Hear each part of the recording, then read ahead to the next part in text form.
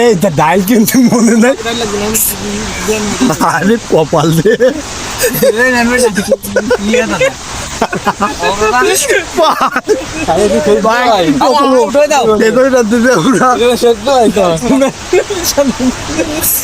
বাজার করতে যাইছে ডাইল আনতে মনে নাই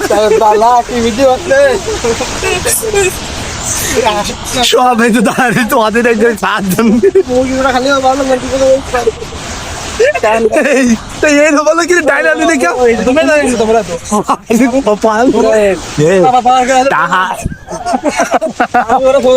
আমি টাহা শর্ট পড়ে যাও কি আরো 10টা পিছিয়ে দিতাম কি বাজার হলো